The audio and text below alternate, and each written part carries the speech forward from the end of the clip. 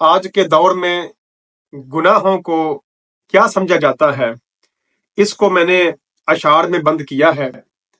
عرض کیا ہے دشمنان حق واعظ کو بے باک سمجھیں گے، دشمنان حق واعظ کو بے باک سمجھیں گے، اور متاع زندگی دنیا دار تہے افلاک سمجھیں گے۔